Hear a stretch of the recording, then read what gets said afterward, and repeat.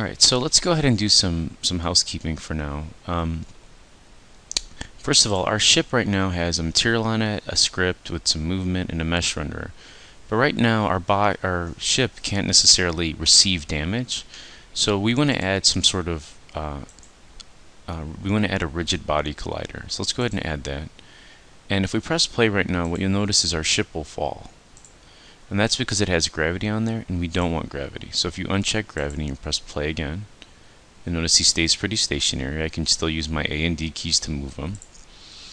Alright, now I'm pretty happy with my cube, so I'm going to go ahead and name him Ship. Or you can name him Hero, whatever you want, or Ship Cube. I'm going to name my guy Ship. Alright, now inside of my Ship folder, under Playable Characters, I'm going to go ahead and drag this here. I'm going to delete the one from the stage, and I'm going to use my player prefab. Okay? And that's sort of going to contain everything. And so when you go to make your game, you can actually drag your geometry onto this player prefab, or make a new ship prefab, and then just reattach these scripts by going to add component scripts, and the scripts we write will be in there. Alright, so let's go ahead and go up to our models folder. I'm going to right click, create another folder, and I'm going to call this objects. And in this folder, I'm going to right click, create another folder, and call it rocket.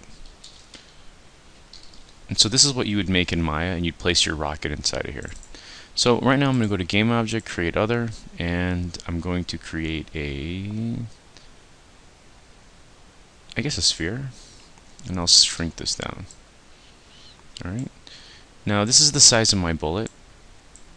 Same deal, I'm going to go to component, physics, I'm going to add a rigid body to that, remove use gravity. Inside this rocket folder, I'm going to create a prefab and call it rocket prefab. And I'm going to right click, create a material, and you probably guessed I'm going to name it rocket material. Alright, so here's my sphere. I'm going to drag my rocket material, make it self-illuminated, and I can leave it white. Actually, white looks kind of cool. And let's go to our scripts folder, and I'm going to right click, create a folder, and call it attack scripts. So this is where you'd put any kind of scripts that go into for rockets or whatever. So let's create a C# script, and I'm going to call this rocket script,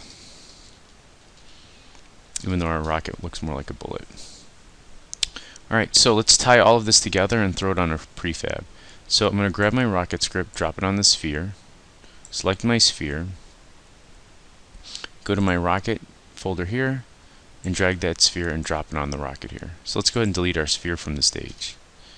Alright, I'm going to drag and drop that back in. Now let's write some code. So I'm going to actually double click rocket script here, and it'll fire it up. And let's take a look at writing some code that's going to move our rocket. Okay?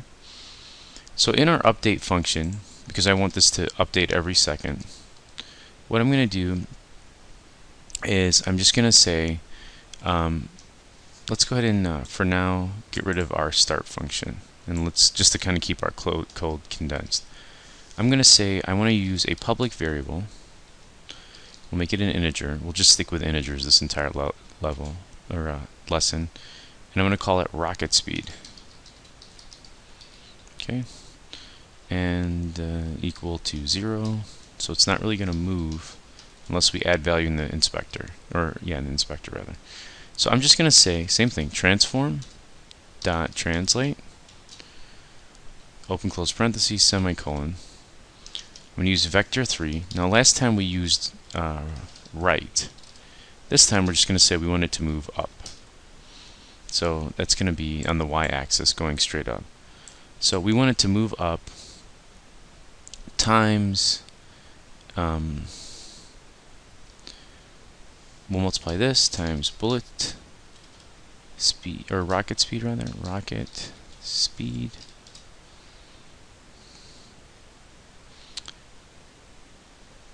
and let's see, we'll multiply that times that delta time. So time dot delta time, so it always moves in a consistent rate. Okay, so one problem that we can have, so I'm going to go ahead and save this, and press play.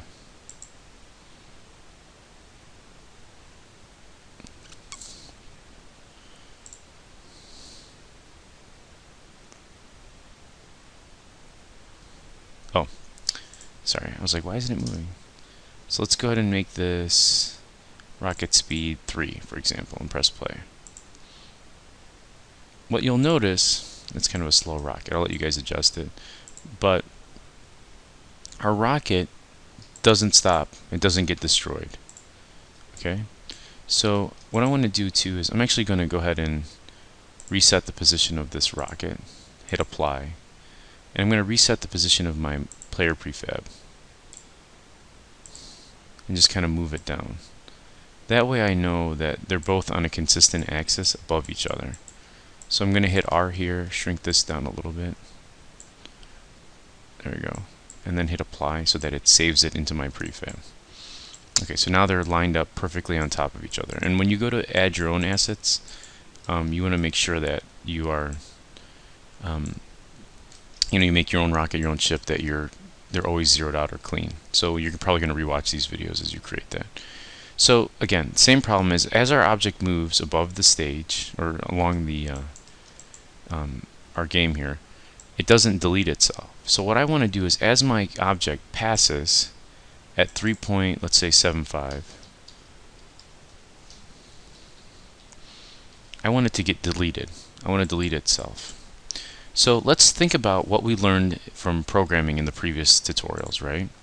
So we're pretty comfortable with if statements at this point, and with just kind of the basics. So I know I can say if, open close curly braces, if the position, so I can do transform dot position, this is something we kind of learned already, dot y is greater than, I'm going to paste 3.75. Here's a new method, destroy our game object. So let's go ahead and hit Control S and press play. It takes 0 arguments. Let's go ahead and write, I believe we just write game object. Is that right? Let's see if that works. Maybe it's lowercase game object.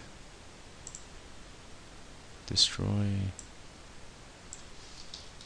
Yeah, I think it's lowercase game object. Alright, let's see if that works. Yeah, that seems to work. Okay, so let's uncheck play. Let's move this guy way down here. Press play and see what happens. Boop, you can see it gets deleted. So so think about, again, you don't necessarily have to know the origin of code. I can't stress this enough. A lot of people get stressed off when they're programming, when they're like, oh my god, I still don't know what transform.translate means. Go back, take notes while you're watching these videos, and just sort of think. The more you practice coding, the more you practice anything, the better you're going to get, and the more you're going to remember the meaning of these words. So for example, destroy is a pre-made method or function, and if you write game object in there, it's going to destroy it. So if I had no code in here except the word destroy game object, the second I press play, it would destroy the game object. But because we wrapped it in this if statement that says if the position on the y-axis is greater than 3.75, destroy the game object. And we're placing that just below this line of code, which is actually moving our object up. So that's it for this video. In the next one, we'll look at a way of like spawning that from a game object, and hopefully we'll get to doing enemies.